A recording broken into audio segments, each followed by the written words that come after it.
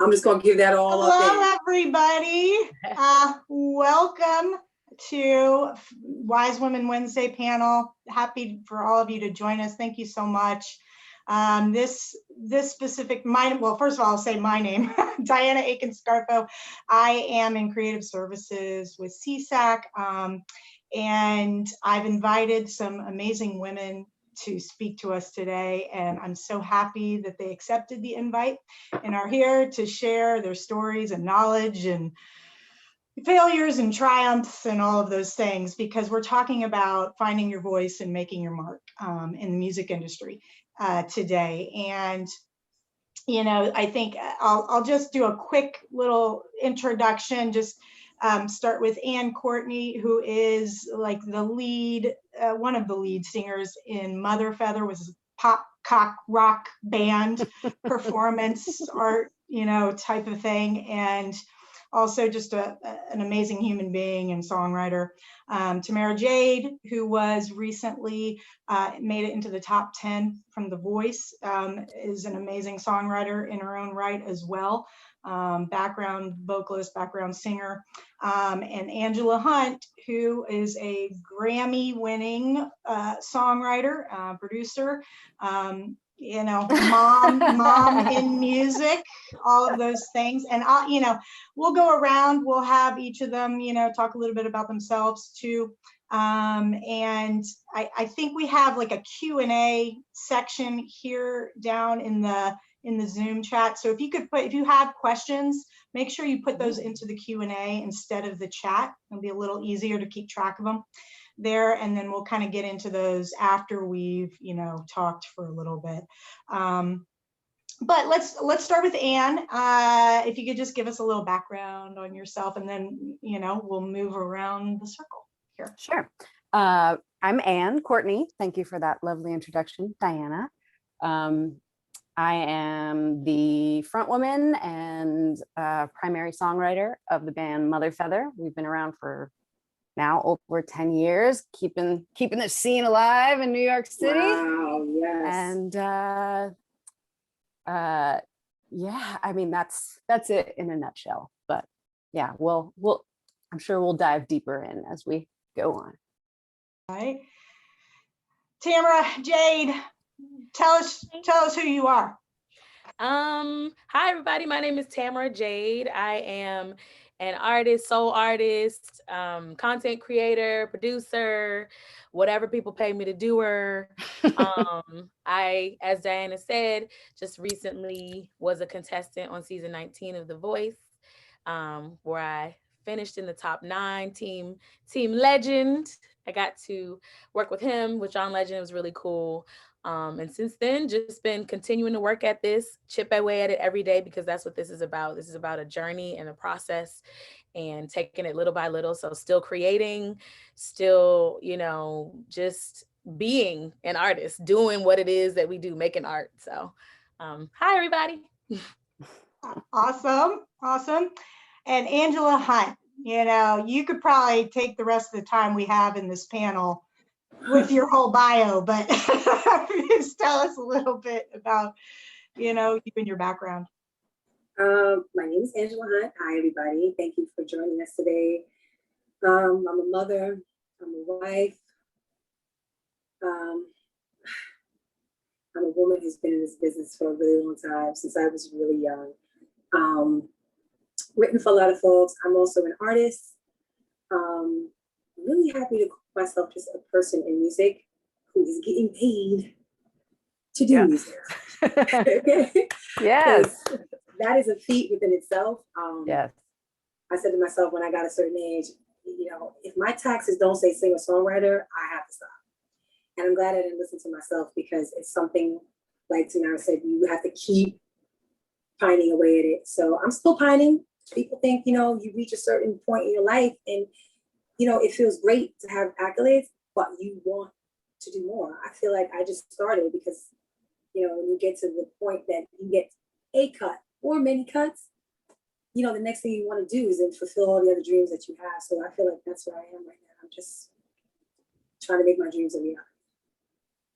Awesome. Yeah. And, I think each of you is in a different stage maybe of that journey as well. So I think we've got a good mix of people who can, talk and speak to that. I think, we were talking a little bit before we went live, on the panel about this most recent study that was released by USC Annenberg inclusion study. And it was talking about women in music and that how not much has actually changed, even though it's been a very hot topic. It's been a topic, that people have been talking about, for a while. I guess for every 38 male producers, there's one female producer. And 12.9% are the number of female produced songs on the year-end Hot 100 chart. So, I think those numbers, although, low, obviously we want those to change. And one of the ways we can maybe have that change is to make it seem normal for a woman to be a producer or in music or in these spaces that are typically male dominated. But I think spinning off of that, maybe we can talk about how each of you, like in your journey so far, I'm sure there's been moments where you have been maybe the only female in the room. And, when you're trying to find your voice in those spaces, I'd love to know how you've gone about that, or maybe it was a failure and maybe it became a triumph, or maybe there was a situation where you had, one of those that you learned from and you were back in that situation again, and how you tackled it that next time. Anyone can take this question. I'd love to hear from all of you, but just being in a space, a male dominated space in the industry or in a situation, maybe you could share a story about that and what you learned from it and how you came out of it. Just one story, Lord have mercy. Well, I know there are many. Which one? I know. Which one? You just choose from the many that are out there. Who wants to go first, ladies? I know, I'm trying to think of which story I'm gonna tell. Like who wouldn't be incriminated too much by what I know, right? Spill the tea. I know. If we could, not bust How much too many people trouble up. shall we get into today, ladies? Right. How much? I mean, trouble? I will say this. People want to know the truth. I'll say this. For me, Yes. it's an ongoing challenge. Even within my own team, my production team is male dominated, because especially when it comes to like tech, in any tech sphere, but especially in the tech side of music, it is very male dominated. It's very rare that I've gone to a venue and met a female engineer in the booth. It's very rare that, when you're trying to find even videography companies, that it is a woman-owned company or even a woman on staff. As a matter of fact, I'll talk about a story that's more lighthearted. I did a concert in January. I produced a concert, just like a low key sort of living room feel. And I asked my homegirl, who I know does live sound, to come help. It was a small podcast studio, but I'm bringing my 4-piece in here and we're going to be in this space and we're going to make it do what it do. But I needed someone to actually monitor both the feed and then the sound that we were producing in the room. And so she's there, and because she's my friend and because we're women, I'm getting the stuff together and I needed to flat iron my wig. So I start flat ironing my wig and she said, girl, I could do that for you. So she gets to flat iron my wig. Well, the videographer arrives and he's just meandering around for like 40 minutes. And I'm like, hey, when are we going to get a sound check? Like, we've been ready. We were here before you. He's like, well, I'm waiting for the sound engineer to come. I said, the girl sitting at the monitor, the where you at the mixer, the one with the flat iron. Flat iron. Right. In her hand. And The so one who's doing the 50 things. Yeah, right. the woman who's doing 500 things over here. Yeah. It was one of those moments where I couldn't be mad at him for not acknowledging what it is that she did, because as a woman, oftentimes in these spaces, we function in so many different ways that in that moment, it was like, oh, he's not actually being misogynist. Like, she's flattered in my wig, so he probably thought she was one of my friends. But then even after that, there was a lot of mansplaining and a lot of, oh, okay, so actually, oh, that's how that, and so that happens a lot. And so I know one of the things that I really want to do is, one, empower myself more with the technical side of music. It's just hard though sometimes, because I feel like you only have room for so much information at a time. And it's like, if I have to choose between acquiring business information and marketing information and social media information and how to make money information, that oftentimes has taken precedence over sitting and learning Logic, or sitting and learning what I need for live sound, or how a mixing board works, or what I need to ask for from sound engineers. So that's one of the things I will say is kind of an ongoing struggle for me. One of the ways that I mitigate that, which is kind of playing into the system, is that my brother is my manager. And so if I'm in a room, this has happened multiple times where I'm asking questions. Hey, what's going on? We're late. Why aren't we up? What's going on with the lights? A hush will fall over the room. And then my brother will walk in the room and everyone starts scrambling. And they're like, oh, we're getting everything together right now, Tabari, And my brother, he won't say anything. He literally just walks in the room. And so I hate that it's like that, but I'm not going to not use that to my advantage. So that's where it is for me. And perhaps because I'm so much at the beginning of this journey, the other ladies might have a little bit more of a productive response. But the honesty of it is that I'm in the thick of that very challenge and I'm navigating it. And I don't know that I'm navigating it correctly or not, but I'm learning it as I'm navigating it is how I'm kind of.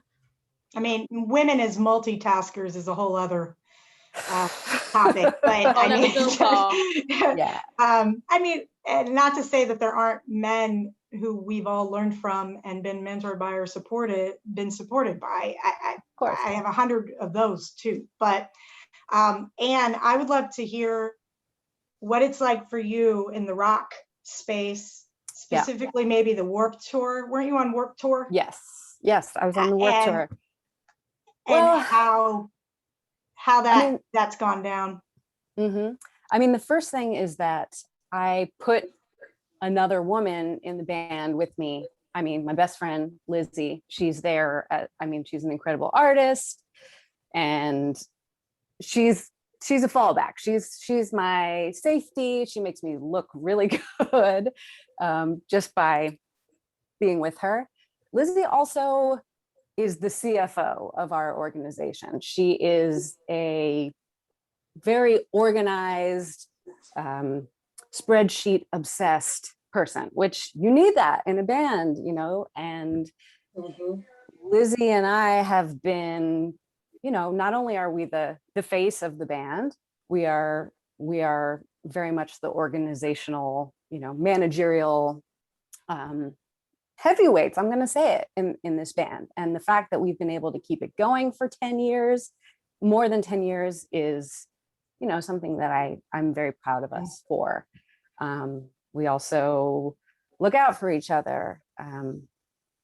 Something about women, trying to hire women and have women in these jobs. When we've shot music videos, we have, just for one example, we were like, when we shot the Red Hot Metal video, our director, Mark McAndrews, is an amazing guy. We really prioritized wanting to have women on the technical team, but there just weren't that many to choose from, plus you have all these other, financial limitations, time limitations. And there just wasn't, there wasn't the sea of people to choose from. I think so much of that is systematic. I think who's going to music school and working in these technical jobs is super important. Visibility is super important. Maybe you don't think that you can produce records because there's no one to be an example for you. I know, like, I can count on one hand, less than 3 fingers, how many like amazing female engineers there are. And I think it's just like a very bossy, male dominated space. I think, of course, women are very sexualized in the industry. That's something certainly I have dealt with. And, you know, I didn't go to music school. I went to theater school. Lizzie and I both, you know, come from a performing arts background. And so I kind of like faked my way into music a little bit. And so I think I had like a certain insecurity too, where in the studio, especially, or, you know, with songwriting starting out, that I didn't trust myself because I didn't know what the chord was that I was playing, or, you know, it was just so intuitive. And I think so much of the story of Mother Feather is about, you know, lifting myself up, lifting this past version of myself up, lifting the version of myself up today that needs lifting up. And I think that's why a lot of young women, really young girls really respond to Mother Feather. And I take that, including my daughter, who's the best, who just fills me with so much joy, and her enthusiasm. I love her. She's the best. So I mean, women and young girls like that, Mother Feather is the big sister, is the fairy godmother to me of the past. And I hope it can be that to young girls today. I think it has become that in a lot of ways. And it's something that I actually take extremely seriously. So that was sort of a roundabout. That was sort of a roundabout. Yeah. I love that you take it seriously, and, you know, and the path you're on. So, but I mean, Angela, you've been, you know, doing this for a long time. Like you said, it is your, you know, you keep grinding, you keep doing it, you reach one goal and you try to reach for another. I know that you've had, you know, I'm sure many of these stories like Anne and Tamara. And how did you find like who you are and your voice in those moments? Trial and error, to be honest. Yeah. I think you have to be honest and say that. You didn't just come in and go, you know, I'm a woman, watch me roar. It doesn't work that way most of the time. I come from a rap background, you know, from Biggie to, you know, anybody who was in Brooklyn, Creb Mac, you know, like all the dudes. I was used to hanging out on the corner with all the dudes. And I was okay because I was actually treated like, yo, she can write. Like she writes you some hooks, like I'm telling you. And I was good. I never experienced like the things I experienced when I got into it as a professional. So then I started going into the studios, like coming off of corners and doing those type of things and playing around with your friend's studio down the block. And now we're really in studios. But by that time I got into the professional realm, I had been around people who taught me a lot. So, and by nature, I was a nerd, I was a gearhead. So I knew a lot about mics and the studio and speakers. And though I had never seen some of the things I knew about, nonetheless, I knew about because I had to kind of like teach myself everything. I didn't get to go to school for music, blah, blah, blah, whatever. And moving into it, I was berated by men constantly telling me, what was that? Huh? It was like, I said, I can't hear myself, and I can't hear myself because XYZ is wrong, you know?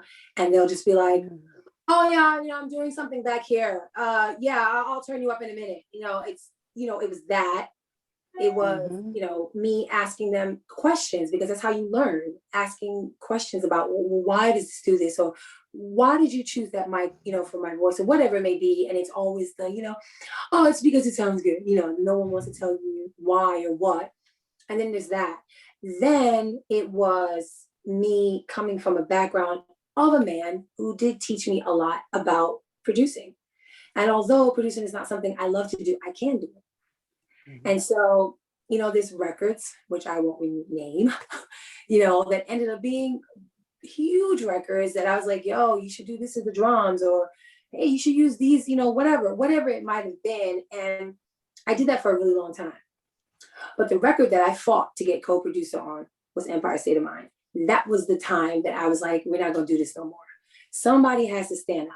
So it's something that was said earlier that, you keep saying it to women, hey, there's women lawyers, there's women engineers. I had a female engineer for almost 3 years, and she was amazing. And every time they would walk in the room, they would go, so where's the engineer?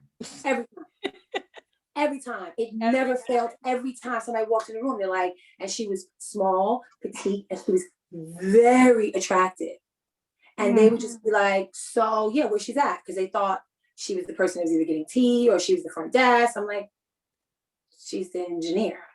So one of the things that I feel is a huge problem that women are afraid to say is some women just go, no, it's just not what we do. And even though there's not enough of us to be seen, and we tell them like there's so many things you can do in the entertainment industry, people just slide to one other direction because there is no one to go.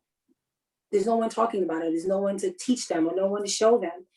But at the same time, I think you have to tell them you have to be a believer in your dreams. You have to know there's so many things that we can do. And as soon as, same thing you said, tech, all the women go the other way. They're like, it's like, the people don't understand it. If we got more into the tech sphere of things will run so much better. Things will run so much smoother. Much smoother. So, Okay. I'm not saying that, this is a problem that we still have today, because if you're walking in a room, this is today. This is not an engineer of the past. This is an engineer today. And she's young. And I was proud of the fact that she was only 24 and she was engineering me, a person who mumbles when she talks back. I'm like, and she was like on it every time. My husband, who is a master engineer, mix producer, I was just like, okay, I don't need you anymore. Like, I'm good with her. And to watch somebody who, was with somebody for a very long time and wouldn't let her push not one button. But knew everything, but wasn't allowed to actually do the work. It's like, how could I learn all this now? And now I can't actually do it. So watching somebody who can go from, really timid doing a session to now running up, down, drives in, out, knows everything about what she's doing. It's like, that's the stuff that makes me happy, but we don't have enough of that. And I don't know how much more you can tell a young girl that you can be anything you want to be. That when you walk in these rooms, the first thing you're going to do is get, oh yeah, you can have a seat in the lounge, right, girls? You have a seat in the lounge, you can sit down outside. We're getting everything set up for you. Yeah. I mean, I think that lends to that whole thing we keep touching on, what you see when you're growing up. Right. The people you see doing things when you are a child and as you are growing up that seem normal, and the voice they have, like, our mothers and our mothers' friends and our aunts and our grandmothers and the friends we have around us. That part, to me, I feel like is where the change is coming. And if you have a young girl who their mom is an engineer and that's what she's growing up, that's what she's gonna do.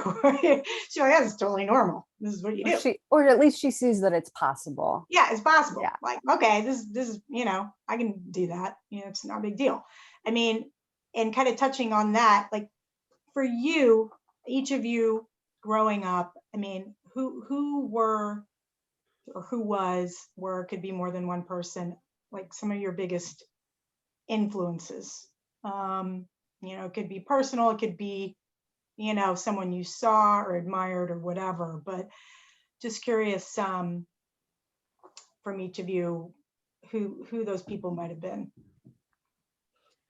Well, I started last time, so I don't know if somebody else. You go right ahead, girl. A lot. I mean, my first inspiration came in my house, my family, my whole family. I was born into a family of musicians, and I'm the baby, and I'm the only girl. So I just fell in line, I suppose. But I am the only one that's like doing it full time, full scale.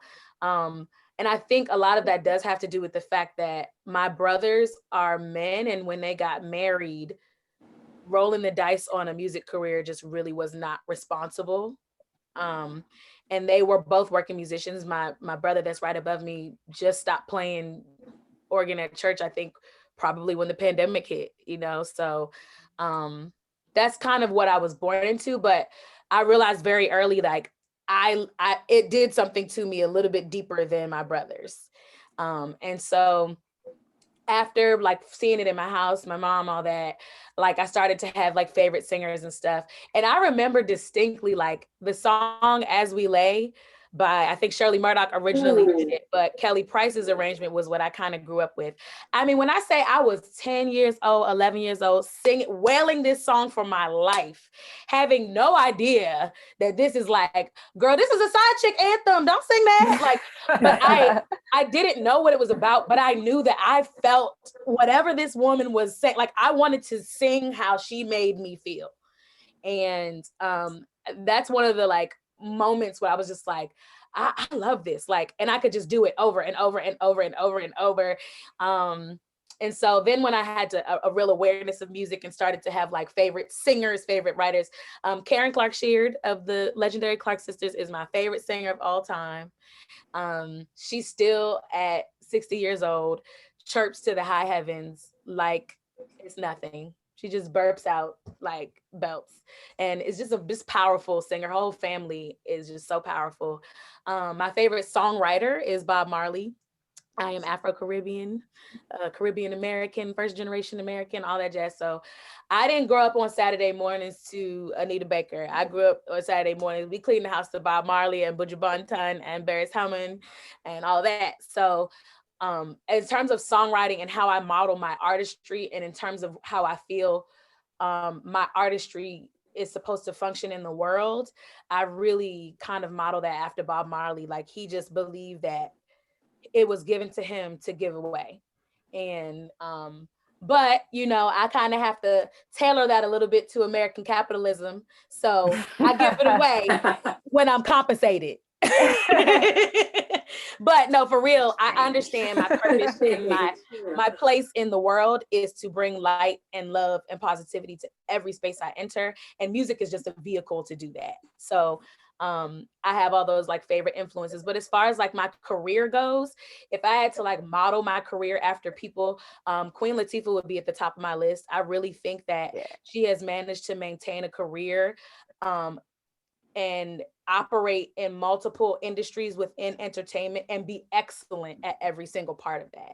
I don't want to be a jack of all trades, master of none. I want to be an excellent actress. I want to be an excellent singer. I want to be an excellent songwriter. I want to be an excellent show host, excellent producer. And I think she really, really, if I could embody anybody's career, or even just get in the room and have a conversation with her and like, girl, can we do each other's hair? I'll flat on your hair for me, sit down. Like, you know, like she would be at the top of the list in terms of inspiration. So that's kind of like my rundown of all the people. And as you heard, it is very female dominated. So yeah. Well, I'll hop in. My father was a musician. He played organ. He played theater pipe organ. And I grew up overseas. My parents were both diplomats. He was not a professional musician. In fact, he gave up pursuing music for a much more safe, stable life. And I think part of him was always a little heartbroken by that. And music was relegated to hobby for him. And I think that I found a lot of my power when I started Mother Feather, and my parents didn't like it. I knew that was really good. I'm trying to link these two things together. But prior to Mother Feather, I had a band called Courtney and the Late Bloomers, and sort of a, stepping stone to the path, to get me where I am now. And my parents were like, yeah, this is great. We like it. And that was kind of one of the things that I knew that it wasn't right. I was like, I don't want to make the kind of music that my parents are like, very nice and good job. I want to make things that are going to freak them out. And so that's kind of, you know, a lot of Mother Feather was born from a place of being like, I'm going to be myself. I'm going to be so myself. And yeah, I'm trying, let's see, where did this question begin? Influence, Madonna, right? Madonna was like massive in my world from the time that I was very, very young.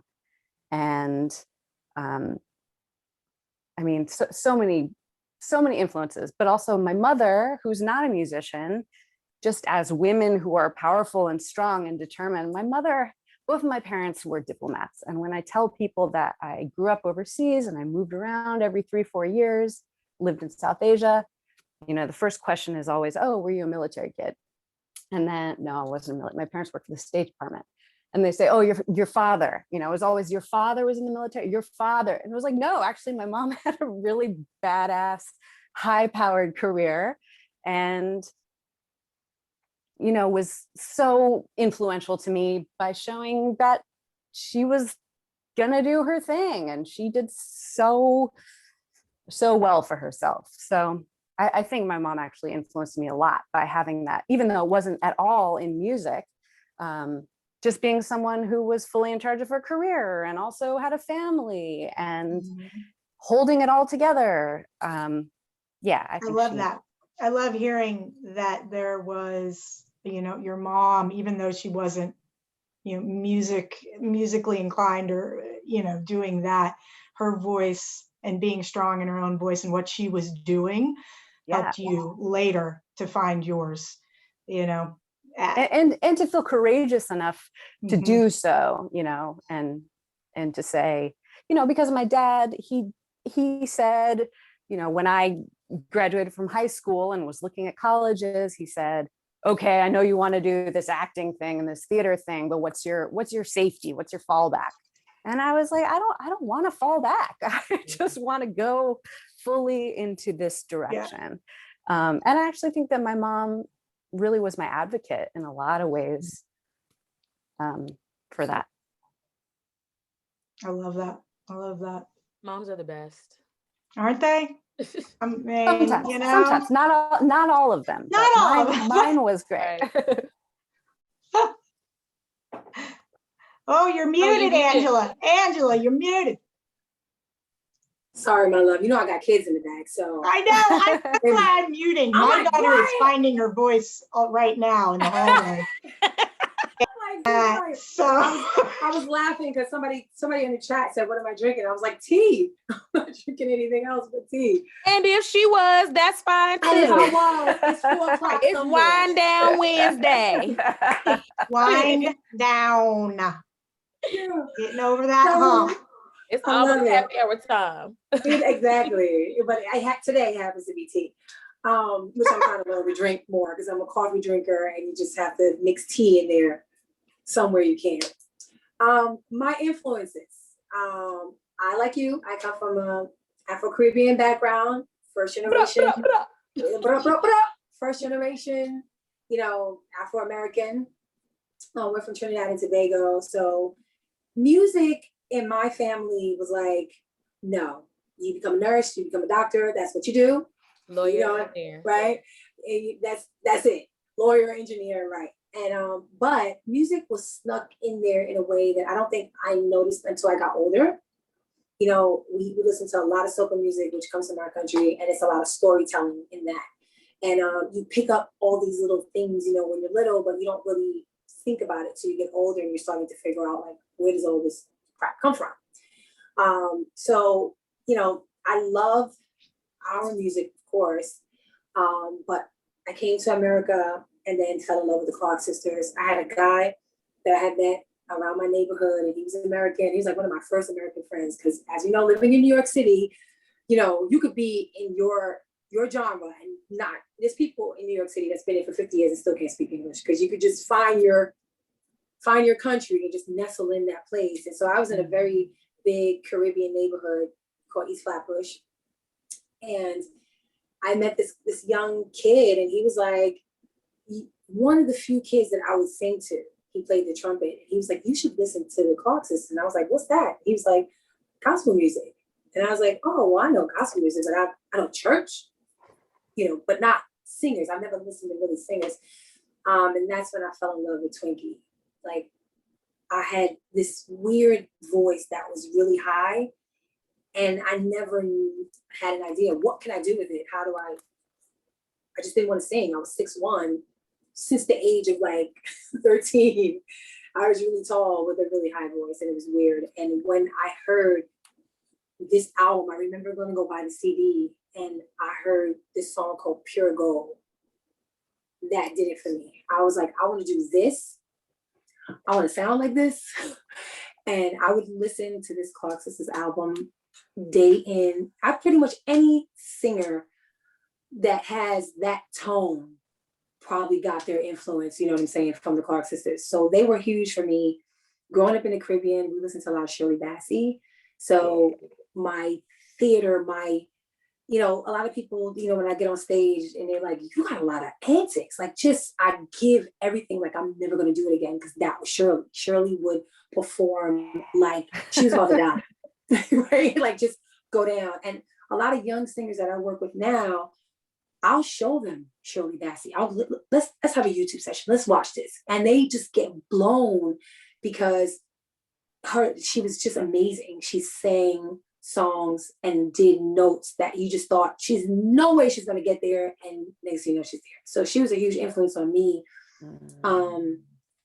That, in terms of my writing, for me, it was Sting, Phil Collins. I loved Phil because he was all the way around, and his songs had so much. Like, I just found out one of his songs, In the Night, what it meant, what he was talking about. It's like just these stories that he would tell, and the fact that he was a musician and he could sing at the same time while he played. I loved him. And then what did it for me was Diana Ross. I saw her when I was younger. I saw a video of her doing Central Park. And the rain was coming down, and she just walked out. She just whispered to everybody. She's like, she wasn't even singing the song. Like, somebody's name. I was like, the presence in that red gown. Everybody out there, if you've never seen Diana Ross in Central Park, it was a free concert. Google it, go look at it, go on YouTube, because it will change. Like, she was just everything to me. So the class, the style, her sense of presence, like, I felt that when I saw her, she did everything. I thought she wrote the music, she played the music, she was the boss of her career. And I think today, for a lot of young females, that's Beyonce. And I'm so happy she's in all these different areas that, young women can see that. I don't care what you think about her. You have people who love it, some who don't. People like, oh, shut it down my throat. I don't care how you look at it. It's something for, someone to look at. My daughter made me watch Black is King. I don't know what I was doing when it came out. And she was like watching it over and over. And my daughter was 5. And she was like, it's funny how these little things happen with your kids. And you're just like, okay, yeah, I'm going to watch it. She's like, Mommy, you need to watch this now. And she put the laptop in front of me. And like the visuals, I just was blown that a woman was able to say and do everything probably was on her mind. Because when you look at that visually, you're just like, she accomplished everything I feel like she wanted to say and do, whatever caution. There's not that many people that could do that. There's not many people that can be like, I want 1,000 pink flamingos around me, and are able to actually do that, to be able to show how we feel. Like, everyone here is an artist. So, when you have this thing in your head and you wanted to get it across, it's one of the hardest things in your career. And I feel like as women, what we constantly do is we constantly go, that's not really what I wanted, but that's okay. Compromise. I'll take that. It's fine, because we can't have everything that we want to have. I'm not saying it doesn't come overnight, and it doesn't come easy. And obviously she had to work to get to that point. But when you look at Black King, to me, visually, for me, what it did to me was it made me say, no, if I want this, I'm just going to keep going until I get this. And I'm never going to settle. To me, that was a visual, non-settling statement if I've ever seen one.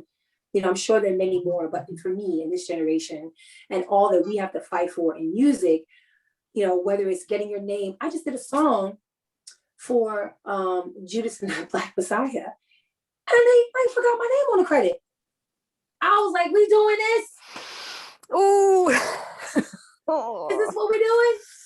Like, is this what we're doing? Is this what we're doing today? Guys. Anna, do something. Help! Help her. Do you know who scooped in? Oh, it was a woman who scooped in. I was like, listen, what are y'all doing? Like, that's still happening today. I know, and it's a hard thing to reconcile with yourself, where people will maybe like classify you holding other people accountable as something else. Difficult. Right? You're being difficult. You're being difficult. This is, you know, why do you care about this? Or what's the problem? That kind of. Yeah. Yeah. But why do you care about this? That is so like, well, okay. Well, you know, it could go. No, it can't go out on the guest. You didn't forget all the guys that was on the song. You didn't forget their name. All their names are up there, perfectly done. And it's like when you say something, it feels like, and you feel like sometimes like, you know, maybe, no, you need to get everything that's due to you, period. Because I sat down and worked as hard as anybody else to do that. And I, for one, know that if I didn't do what I did, then you guys wouldn't have even been inspired to do what you did on there. So let's get it right, you know. So fighting, you know, publishing in the studio, as soon as you say something as a woman, or whether it's in the studio or not in the studio, you're always looked at as like, oh, here she go. Yeah. I mean, being someone who's easy to work with, I think is a huge weight on women, much more than men, because don't rock the boat, you know, we're told. You're lucky to be here. You're lucky to be here on this boat. Yeah. If I could be honest, for me, it's like that plus the blackness, you know. Like, if you make it to, I was just on The Voice, and the finale is 5 people. There was 2. And they finished 5th and 4th. And one of which was a woman, and the only woman left standing, and still finished 4th place and had perfect performances the entire competition. And there was 3 white men left standing, right? So the whole time, and that's the way the show goes. Even, you know, when we're having conversations with production, they're like, yeah, so the audience is this, and this is what it is. This is how it works. This is what it is. Oh, wow. So you automatically go into it with the weight of the whole entire Black community, on top of the fact that only one Black woman has ever won that show in 19 seasons, on your shoulders. And it ended up for me being therapy sessions with the vocal coach, because it was just like, a woman deserves to win. And on top of that, a Black woman deserves to win. And Whitney Houston couldn't even win this damn competition. Like, that's what it comes down to. And it's just that pressure all the time. So when somebody says to you, don't worry, we're going to set up the room, it's like, you know what? Thank you. I don't have the capacity to go stand next to the mixing board and look over your shoulder as to what you're doing, because I'm just so happy to have this opportunity, and I don't want to mess it up for the people that are coming after me. You know, I don't want to be difficult, because then every other Black woman is going to have this label that they're difficult before they even walk in the door. So I have to be the one to change the, like that. Those conversations literally happen in a lot of people's head, but I can't speak for anybody else because I don't live in nobody else's head. They happen in my head in those situations all the time. And for me, the only thing that I could do is say, you know what, all I can be is me.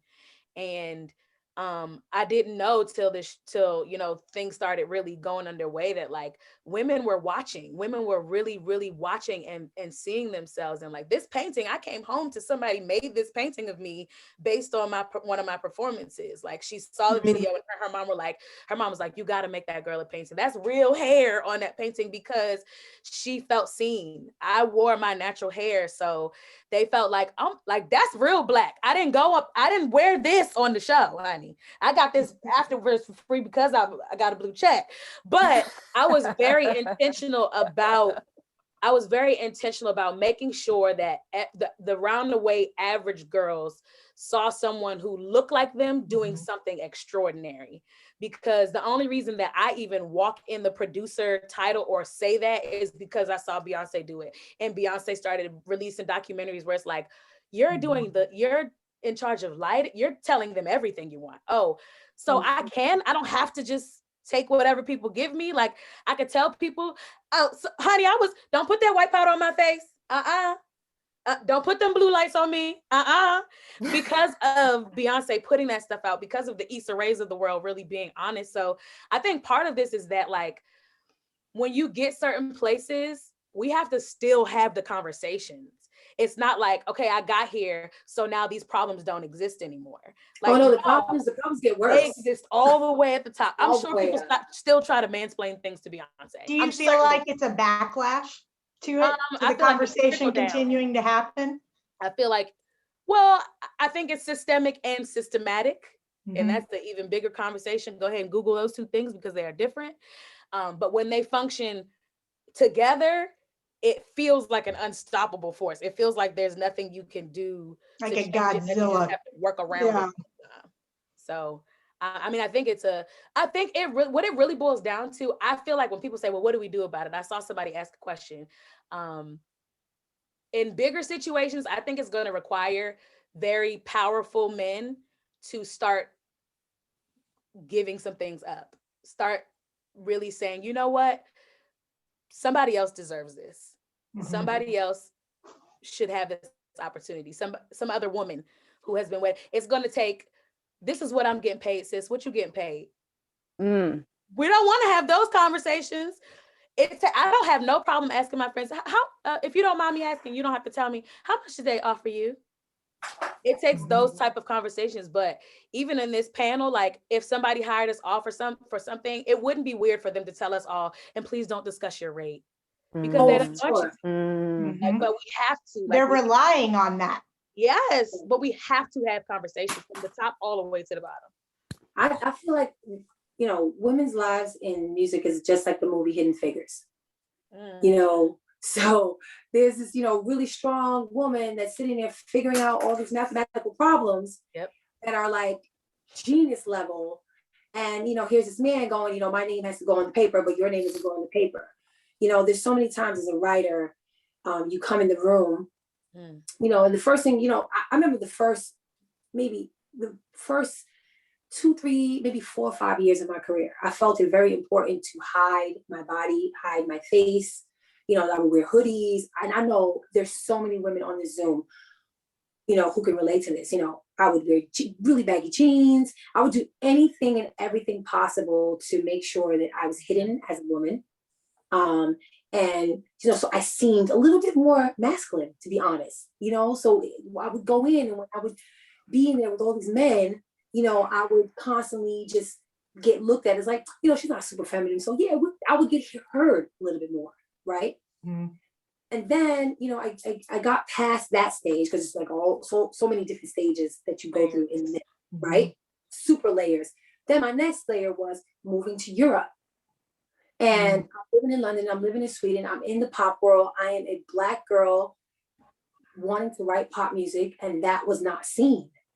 So then I had to walk in the rooms completely different then. Then I had to kind of walk in, kind of maybe change the way I talk a little bit. Couldn't really be myself the way I wanted to be. Definitely couldn't be an Afro-Caribbean person and represent that, because then that was really just a big no.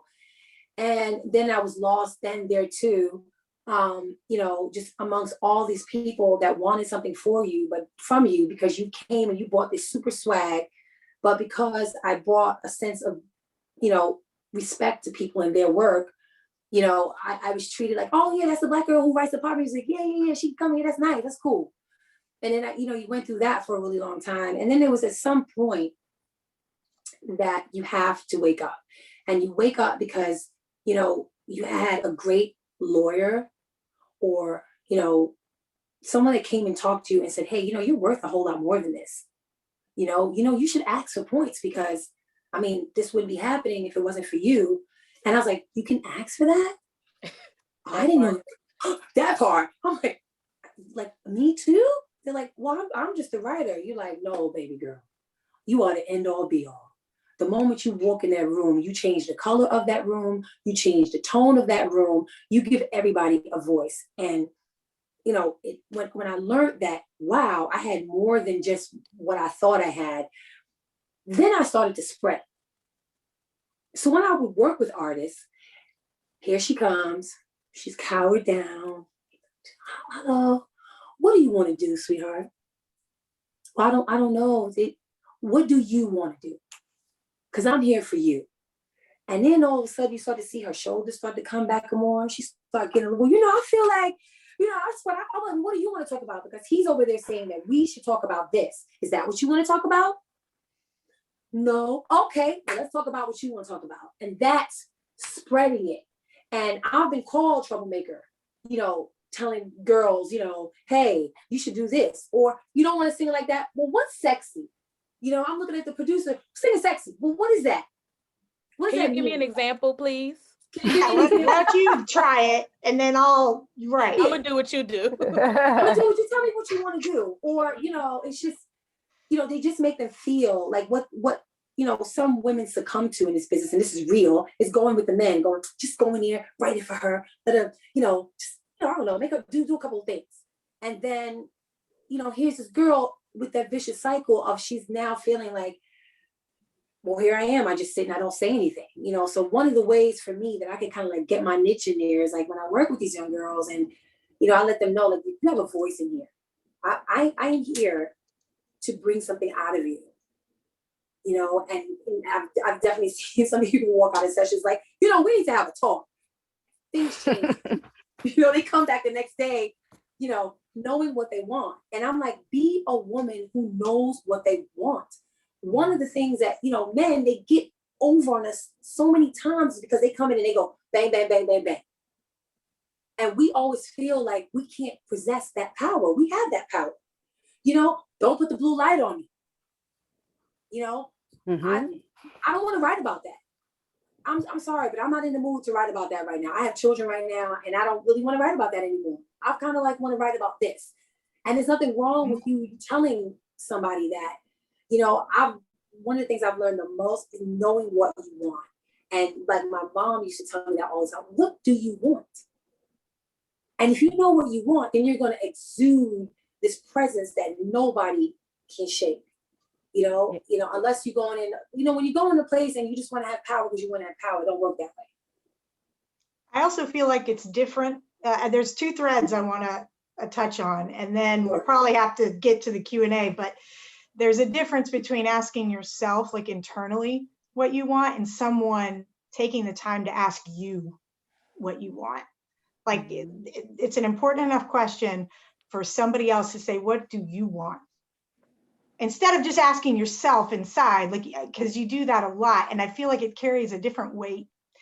And one of the things that you touched on, the thread I wanted to talk about was women helping women in that space, because I have come across many stories, and I've had them myself, where women sabotage women. And because they feel like you're going to take my spot in this place, Come on, Lady D. There's only so many, and I can't let you have it. When it really just should be more of them. So, you know, go for it. Yeah. Can I hop in for a second? Oh man, you said so much.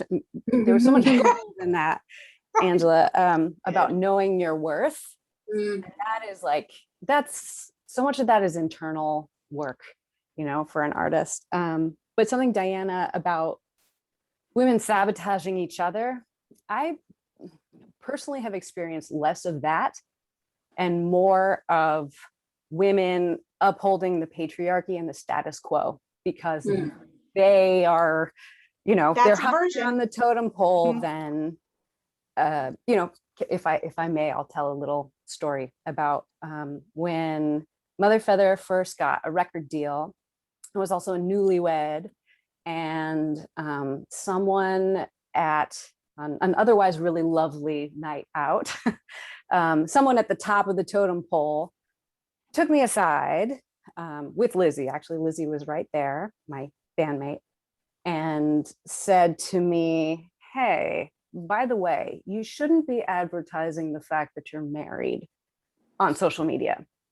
And Lizzie and I howled with laughter because we thought it was like a really hysterical joke because it was so dated. It sounded so, this is the 80s music industry that we've all heard about. And, the implication, of course, is that you must appear sexually available to people who would buy your record. And so that's something that's like really, messed with me and rattled around in my brain for years. But I heard it repeated by a woman at the distributor, who had a big job at the distribution company, said, "Don't be showing your engagement ring on Instagram." And I was like, you're not on this side. I don't think, you're on the other side. And it was really shocking. I mean, maybe I was so naive to think that kind of thing didn't exist, but it was left in the 80s. Certainly not. No. This was 2015. So very much still alive and well. Just about women, maybe not Enabling.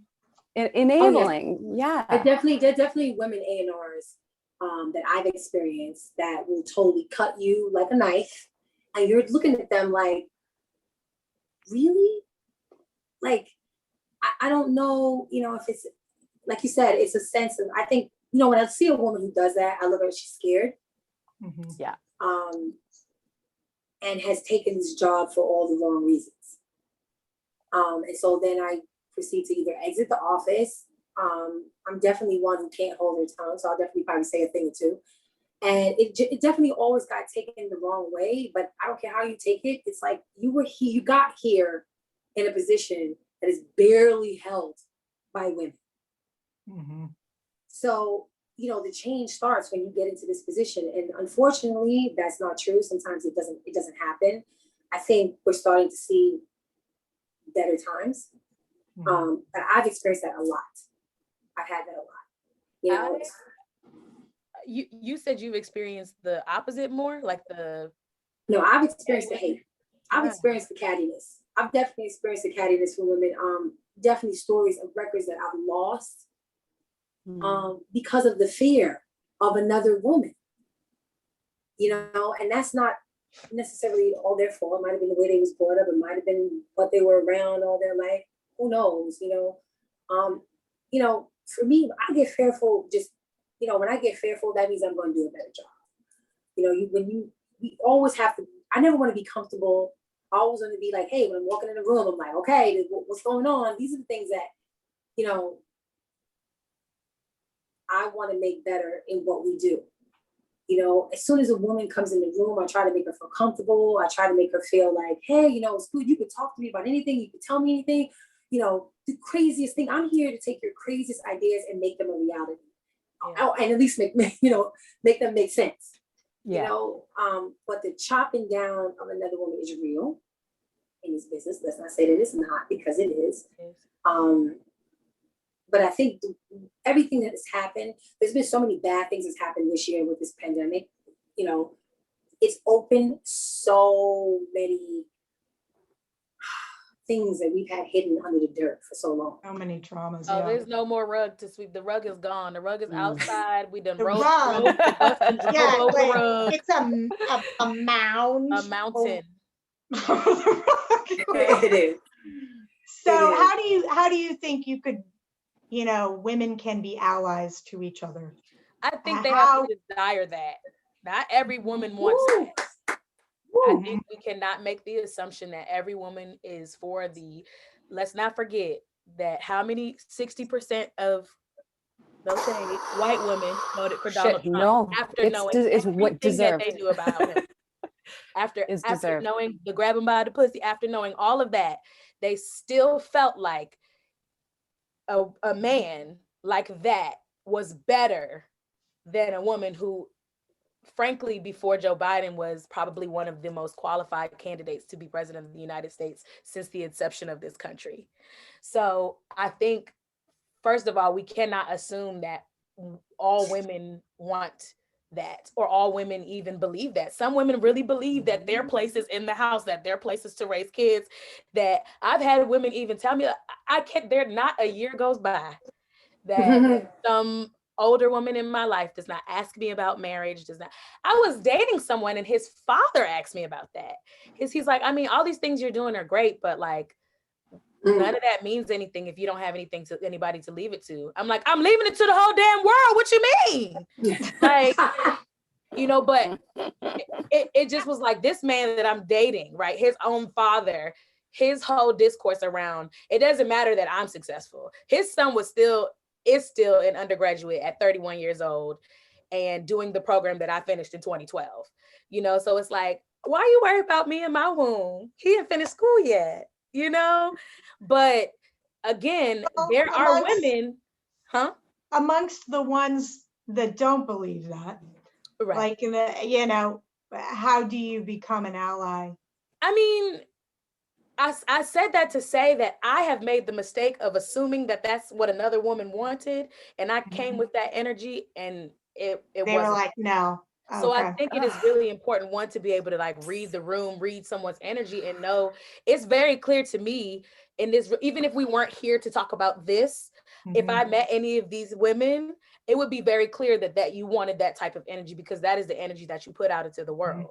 So I think first, if that's what you seek to do, you need to identify that people want that from you. Want it, period. Surround yourself from you. And then second, first of all, if you know you have any opportunities, or you know you can connect somebody to something, or like you even just have information. I'm one of those people that my team just had to have a talk with me, like, you need to start charging for consults because you keep giving everything you know away for free. So I'm one of those people, if I meet a woman, this girl came in here to braid my mom's hair yesterday, and I just was giving her a whole business plan because I just want her to win so much. And that, I think you have to have that type of energy. You have to want to offer something, and you need to know what you have to offer. It's not enough to just be like, okay, well, I know this is a problem and I want to help. I think that's what a lot of white Americans are facing right now. They're like, we know our ancestors suck, but what do you want us to do about it? You know? And so I think everybody's asking that question, but it's like, but what do you have to offer? What is your place in the world? For me, I don't believe that I was put on earth to try to have conversations per se with people about injustice. I believe that my job is to be what people need to, like, be the change, right? I don't always have to talk at you and tell you what to do. I have to just do and be. And so I know my place, and I know that I have to empower the people that are underrepresented. I have to empower women who have body, issues, because I know what that feels like. I know what it's like to have this big, wonderful personality that people love to pull on, but to feel like you want to shrink in a room full of people because you're uncomfortable with your body. I want to reach people who look like me, whatever that looks like, whatever you identify about me that you feel like you look like. I want you to feel empowered. And I think also language is the biggest, to me, has been the biggest source of empowerment. I don't remember which one of you said it earlier, but you talked about, like, the actual language of like, well, I don't know what chord this is, I'm just playing, but being able to empower women with language. Whenever something happens and one of my friends says, whatever that's called, I'm like, this is called so-and-so.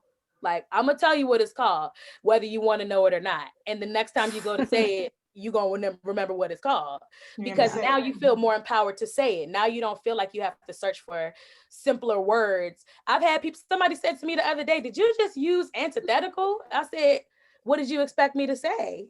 Did that word not fit in context? Did I use it? She's like, no, I've never heard anybody use that like in regular language. I said, and why not? I paid for school. I'm gonna use these damn words that I got. So I really think empowerment first has to be a desire from both parties. Second, really knowing what you have to offer somebody else. It's not enough to just want to help the situation, but without knowing what you can do to help or what you're bringing to help.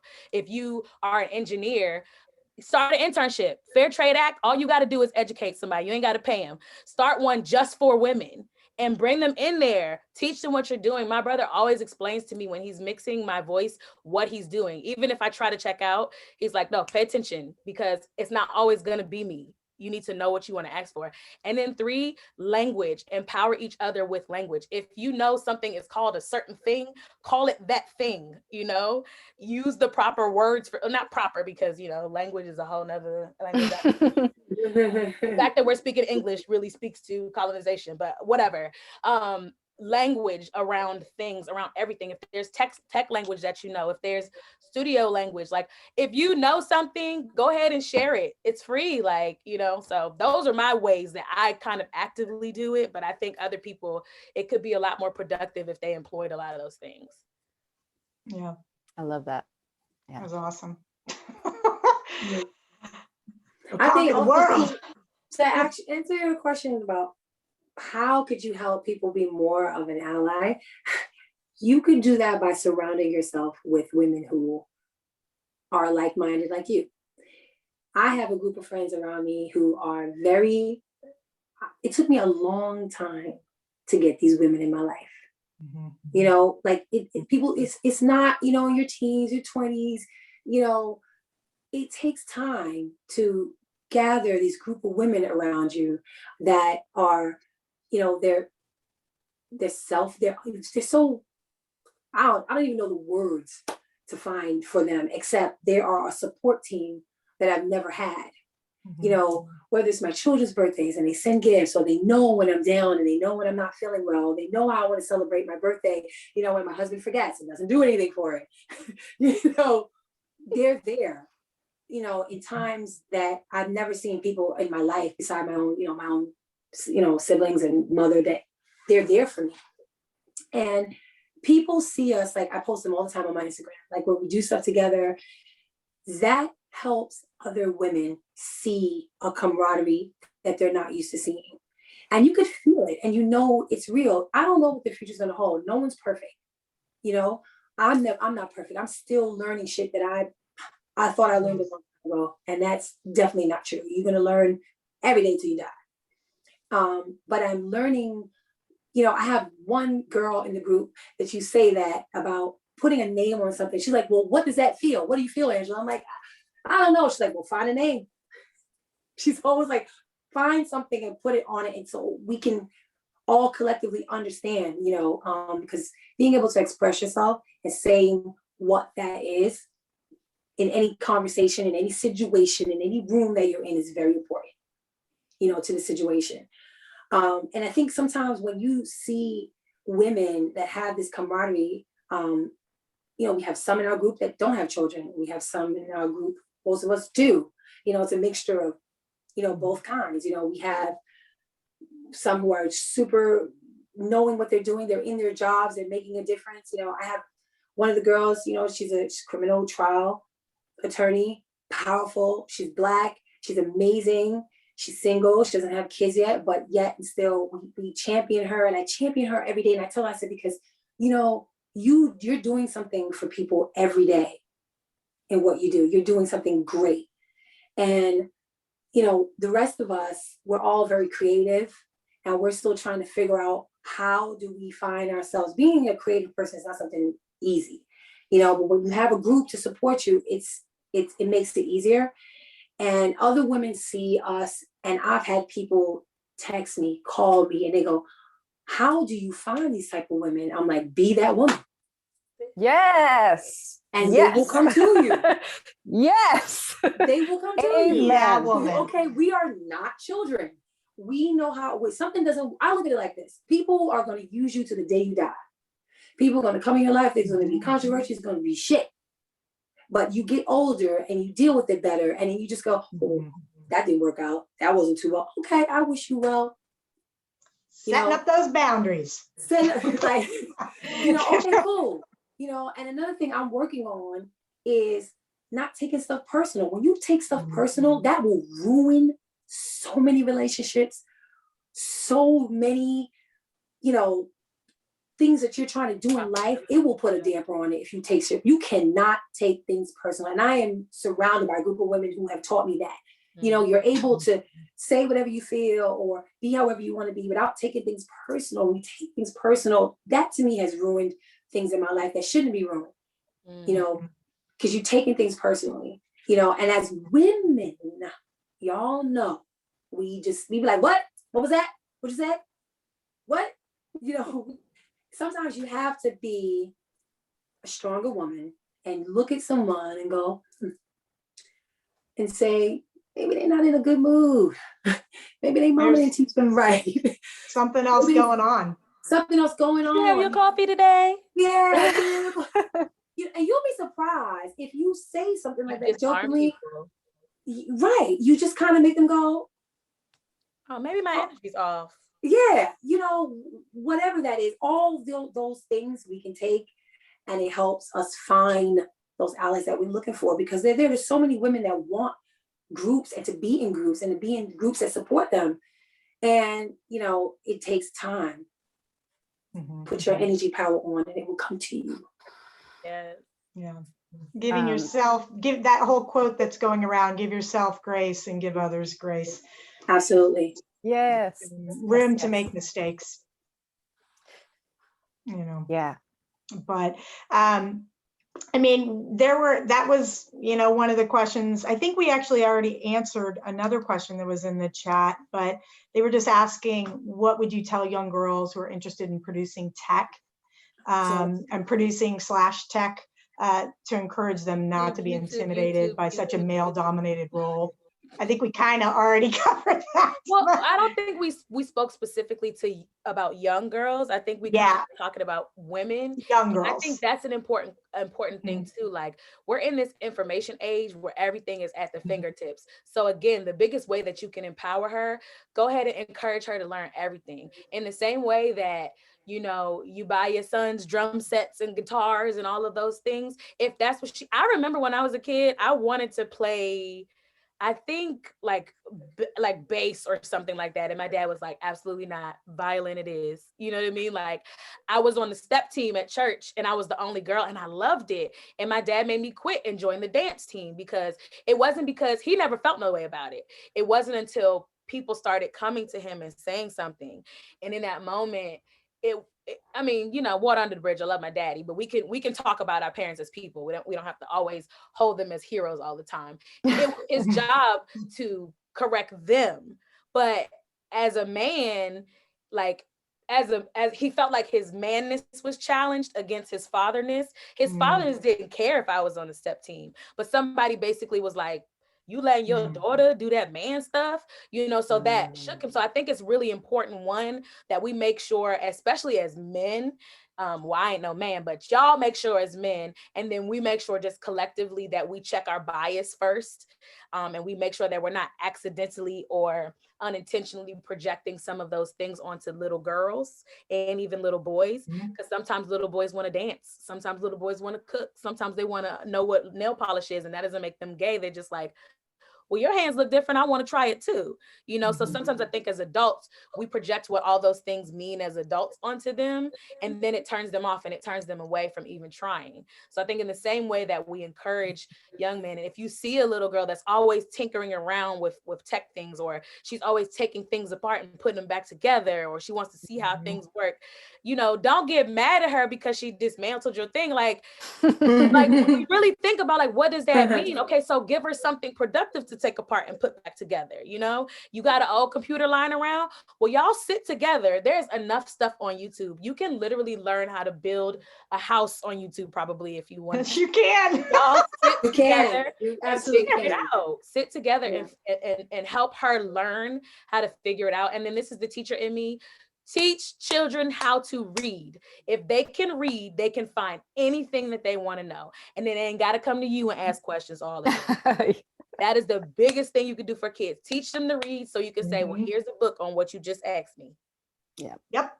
Leads to independent time and independent play and Independent, keyword. independent. And that means independent mommy time too. Okay. Mommy time. Wind down Wednesday.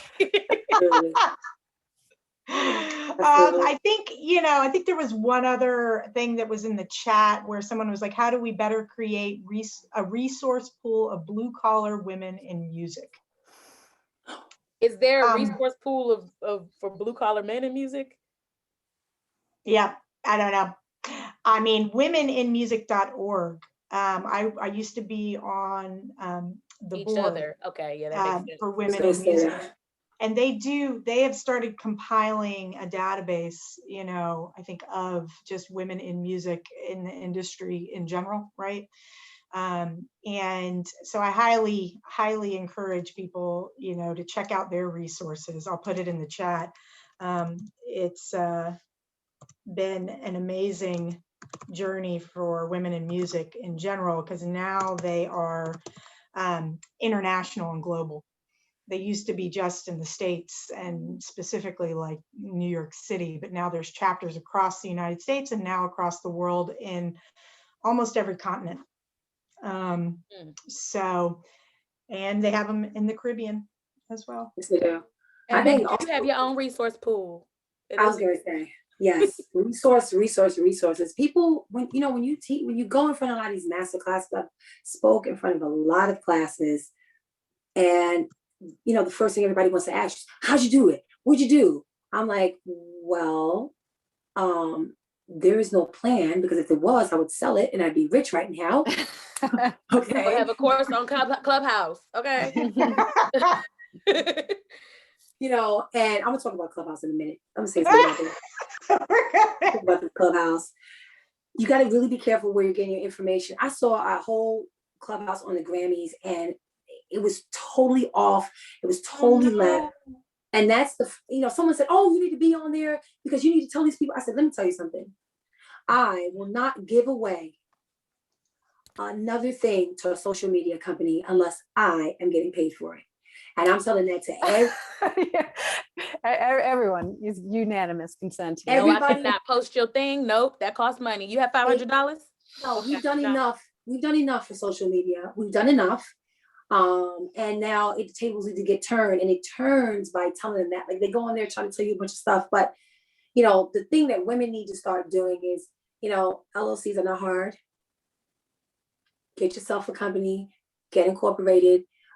People look up companies, to look for work. I know a lot of female grips. I know a lot of female engineers, that barely get a lot of workers when they walk in the room. Guys are like, she gonna really make this stuff sound hard? I'm like, yes, she is. And actually, she's not gonna have you sounding distorted, because her ear is better than his ear, because his ear is distorted, because he's been listening to music loud for the last however long. And she is coming in here, and actually she's gonna do things a lot more better, because she's like a mama bear. She's gonna be like, do you need something? You're too loud. You're talking too loud. It's just our whole way of doing things. That's why we're the safer drivers. People don't think we are, but we are. That's a fact. I want to believe that, but every time I see somebody doing something stupid on the road and be a woman, I'd be like, you making it bad for the rest of us, sis. Well, in terms of business, in terms of driving trucks, driving buses, I can't say about the personal car, right? But other things, it's just our attention to detail. Yes, is amazing. Absolutely. So, there's things that just my husband has learned and has admitted you're just not going to do. And another thing we can do, when you said before about changing, men going, oh, well, how much are you getting paid? Or do you think you could do this job? Or, we might wait a long time for men to do that, but we can start with our sons. That's right. Mm-hmm. So my son, I make sure and tell him all the time what a woman's worth is. And it's the reason why my son on Women's Day come and write me a letter and say, Happy Women's Day, Mommy, because you're a strong woman. And I love the fact that you're so strong. And he can only say that is because I've told him how much we're worth, and I can see the way he treats his sister, so gingerly, so carefully. And he's like, I don't like this dress. Like, you look so beautiful. It starts there. You know, I don't know if this generation, I don't know if it's too late for them, you know, whatever may be the case. Because look where we're at. You know, you're having women having to fight for everything. And that's true. They don't want to hear that. Everyone feels like we're nagging, we're saying the same thing over and over again. I'm like, well, we're saying the same thing over and over again because it's been the same thing over and over and over again. Like over and over again.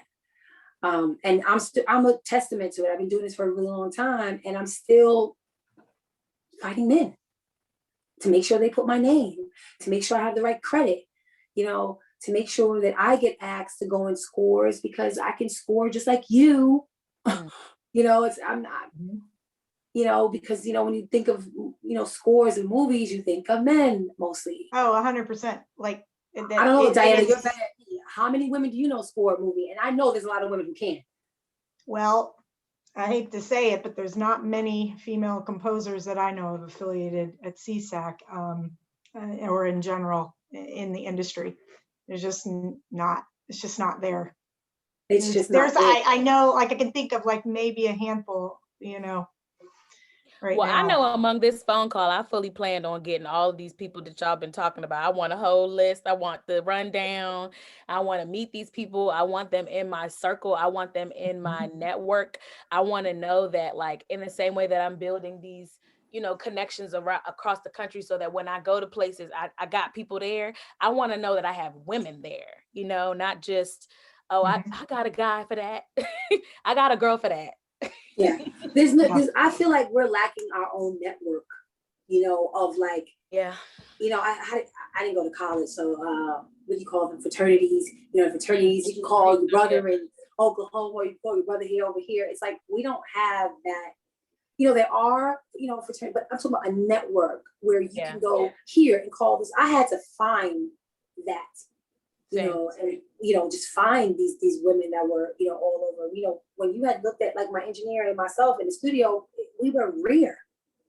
We were rare. And I had a lot of men that left that studio. You know, this is one of the best sessions I've ever had. Like, you guys are so attentive. You're so calm. It smells good in here. You know, we have flowers and candles, and everybody would just be so calm and so chill. And I think it's important, like it's able for me to tell somebody, hey, you know, when you go to New York or when you go home, you can call Ann. She has this, she has that. You know, see, I don't know where you live, but you know. I'm in DC right now, but the goal is LA. As soon as I got $35,000, so if anybody got $5,000 jobs, I'm ready. But yes, I'm in DC right now. So yes, I got everything you could possibly need.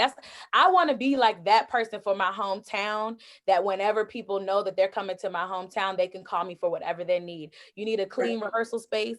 I can't tell you, when you say that attention to detail, I have had to no longer use rehearsal spaces because of how disgusting the bathroom is.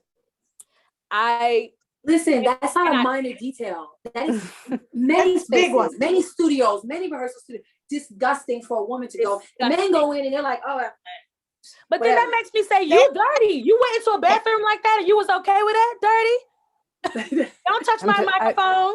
I'm just thinking about like rehearsal spaces for, you know, rock and roll rehearsal. That's some of the worst.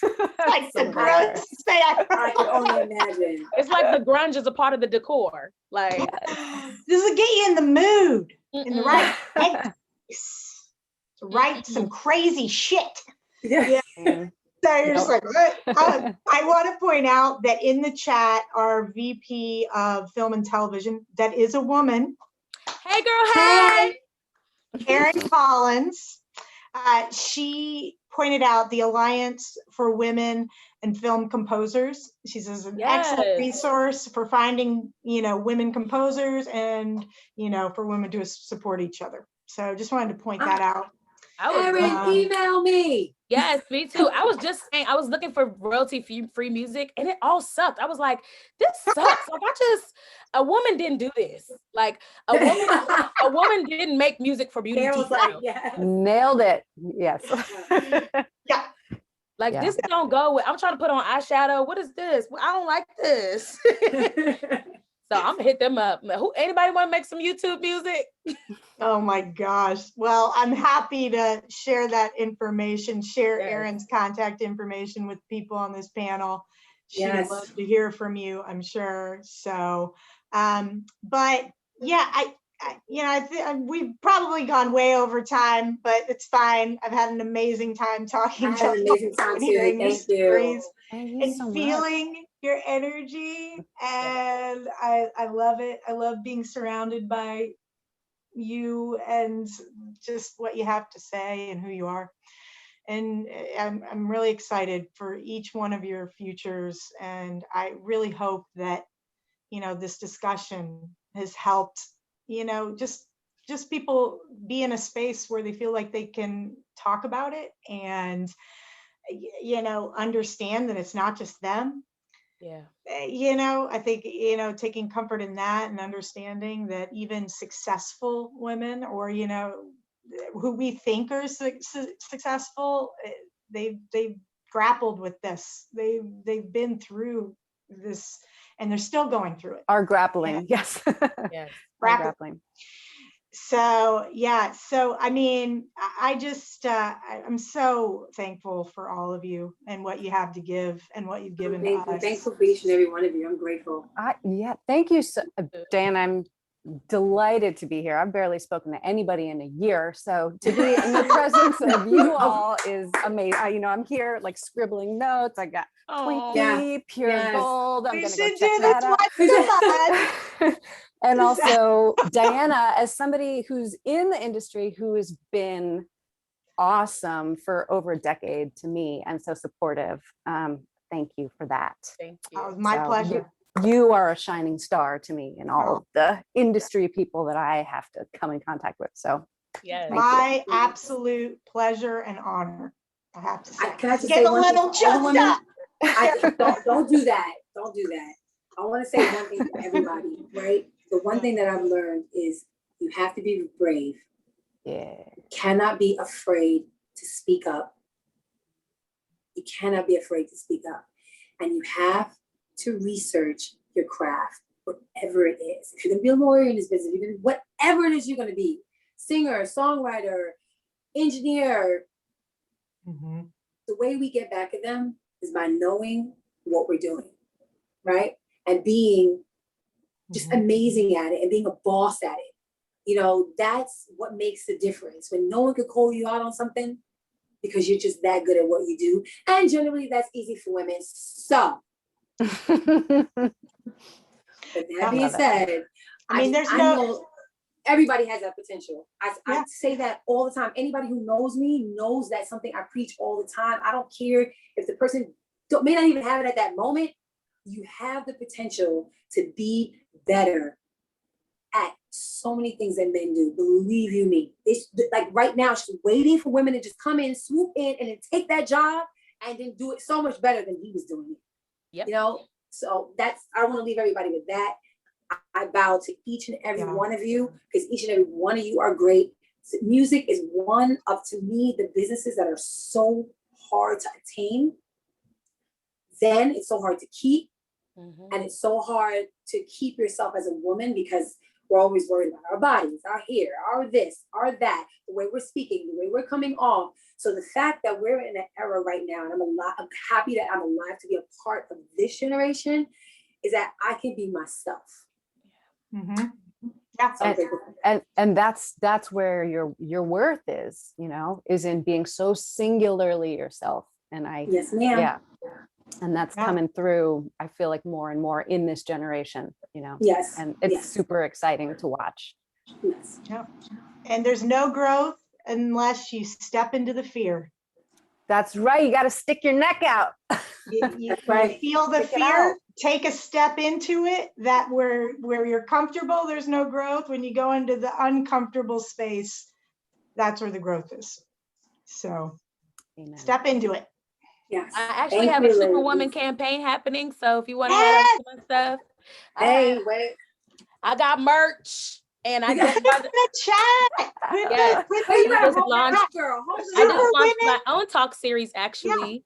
So Superwomen Speak series. Yes. Right. Nice. So my first episode is up on YouTube actually right now. So Angela, I would love to have you as a guest, especially for June. I literally just said I need to do an episode on the Grammys because all the things people keep saying, such and such, such and such. Who's doing this? I'm like, I'm so glad you asked. This is how it works. This is how it works. But I can't be Please. fighting people in the comments. I need to just go ahead and put a video. You want to know how it works? Go watch this video. This is how it works. Call me. Yeah. Amazing. All right. Well, we still, I love all of you. We have more Wise Women Wednesday panels coming up. So keep your eye out for them throughout the rest of this month. And, Right. And keep that rock alive. yes. I'm trying to do a feature. Yeah. Yeah. All right. Love All right. it. I love you guys. Thank you Love you guys. everybody for joining. Thank you so Have much. a great rest of your week. We will. Thank you, guys.